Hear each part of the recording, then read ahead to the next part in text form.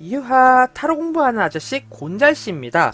예, 오늘은 이렇게 곤잘씨의 그룹 스터디 시간으로 여러분들께 찾아뵙게 되었습니다.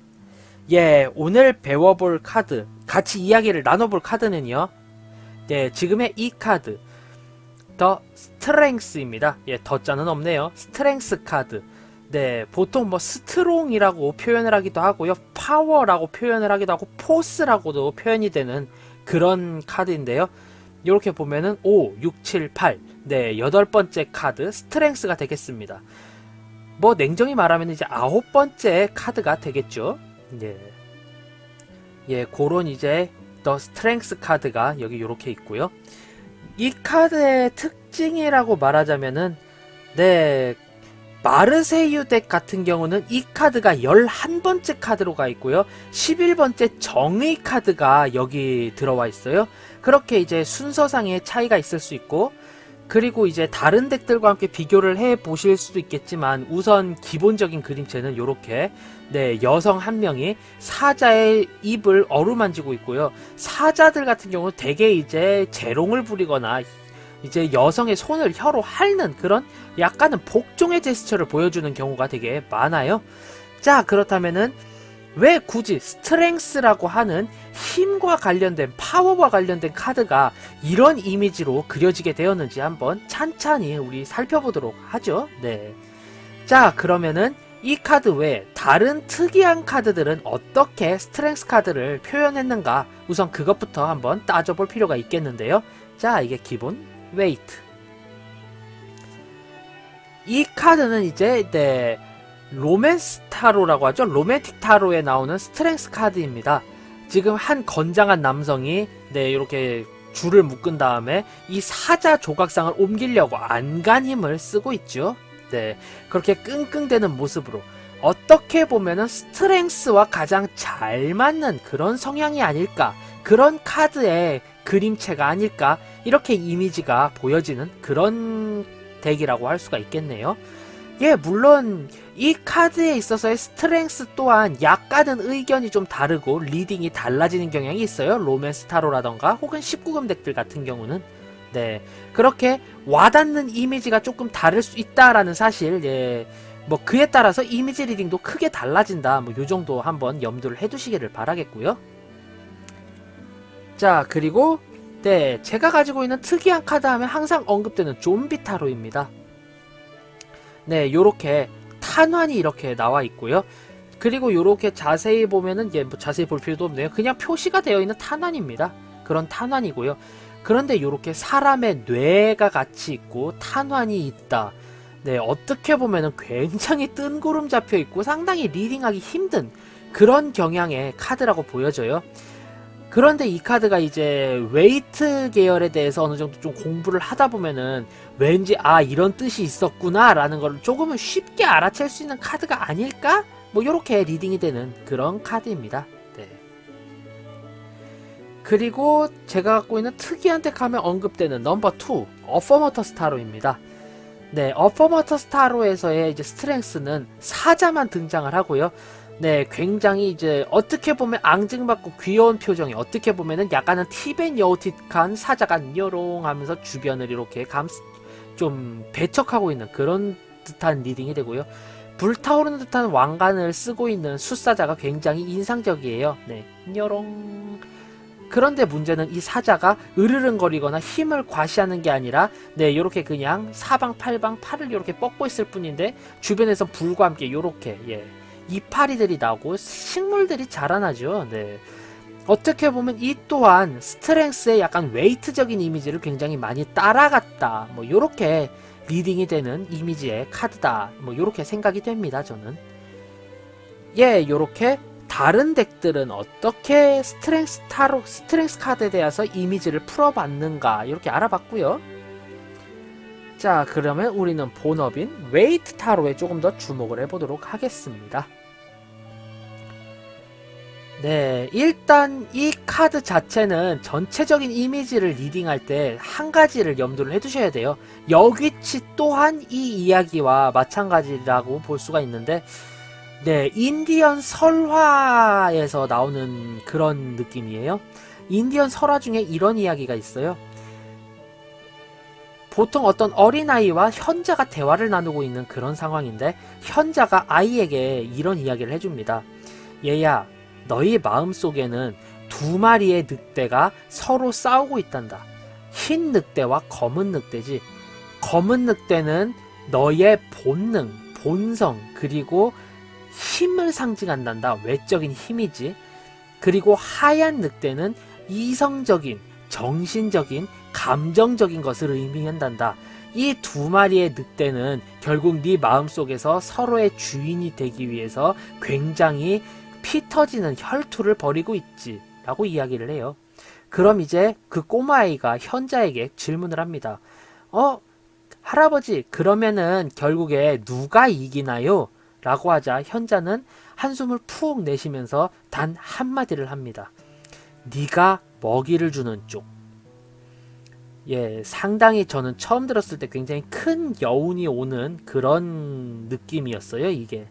결국 내가 내 마음속에 어느 것에 훨씬 더 크게 주도권을 쥐느냐에 따라서 덩치가 크고 유리한 늑대는 달라지지만 때때로 그 반대의 면 또한 필요하다. 이런 의미로 굉장히 좀 와닿는 느낌이었는데 지금의 이 스트렝스 카드가 그와 굉장히 비슷한 느낌이다 라고 보실 수 있어요.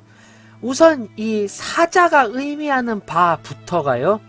네, 본능적인, 본성적인, 외적인 힘을 상징을 하고요. 그리고 여기는 여성이 의미하는 바가 정신적인, 내면적인, 감성적인 그런 의미를 이제 뜻한다고 보통 보여져요. 그리고 머리 위에 이 메비우스의 띠가 있죠. 네, 무한한 포텐셜, 가능성을 뜻합니다. 즉, 나의 정신력과 정서적인 면, 무의식은 굉장히 강한 가능성을 가지고 있다. 그리고 이 육체적인 힘을 어거지로 제압을 하는 게 아니라 육체적인 면을 포용하며 어느 정도 수용하는 그런 모습을 보여주고요. 어루만지고 있죠. 그리고 이 사자 또한 굉장히 내 알랑방구 끼고 있으면서 꼬리 또한 내려갔죠. 그렇기 때문에 복종을 의미합니다.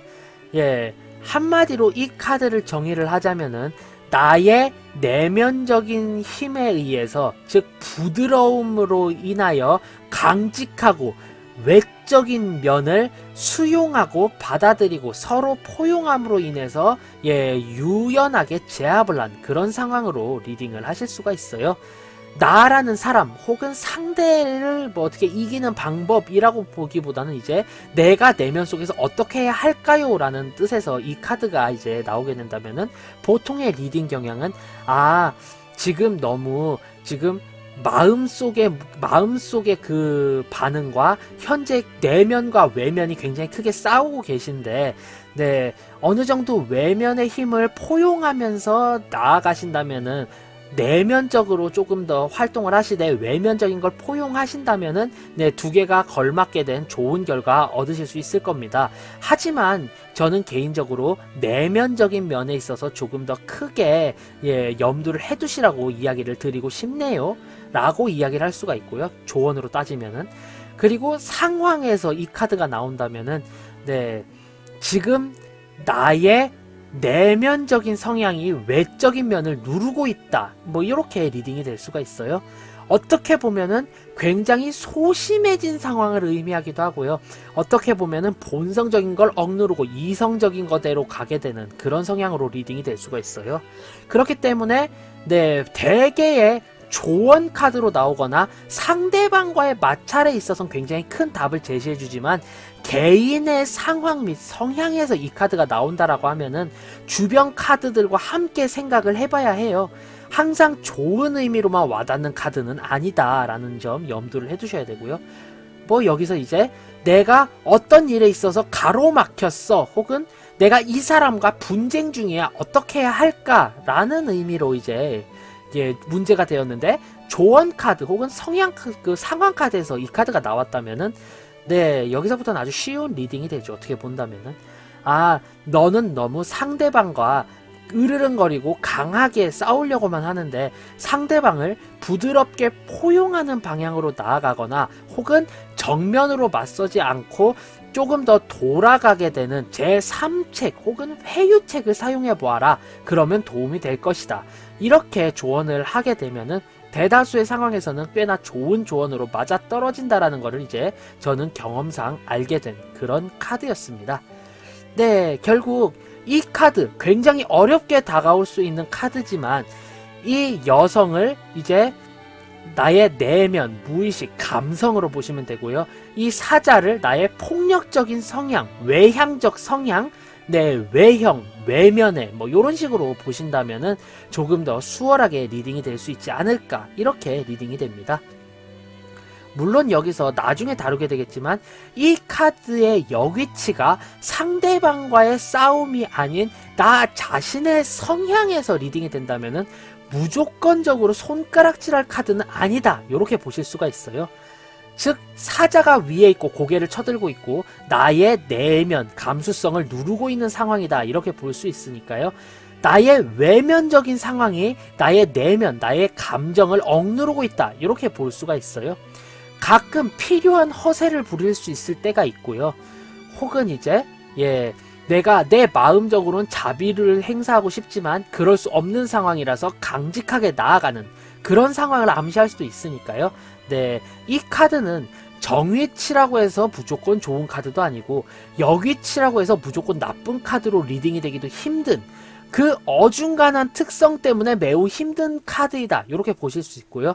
그래서 지금 현재 상황 및 성향 이런 거에 좀 중점을 두실 수 있고요. 확실한 조언점이 있다라는 사실에 이제 근간을 두시면 되겠습니다. 그래서인지 마르세유 덱이나 혹은 마르세유에 중점을 둔 덱들이 이제 요 저스티스와 이 스트렝스와 저스티스 카드가 이제 바뀌어 있는 그런 경우로 리딩이 되지 않을까, 이렇게 유추해서 한번 생각을 해볼 수도 있는 그런 카드로 보여집니다. 오늘은 이렇게 8번 더 스트렝스 힘 카드에 대해서 간략하게 한번 이야기해보는 시간 가져봤는데요. 지금의 이 영상이 재미있었다, 도움이 되었다 하신다면은 구독, 좋아요 한 번씩 꾹 눌러주시고요. 저는 타로 공부하는 아저씨 곤잘씨였습니다. 앞으로는 더욱더 유익하고 재미있는 영상으로 여러분들께 찾아뵐 수 있도록 노력하겠습니다. 자, 그럼 유바 안녕, 다음에 봐요.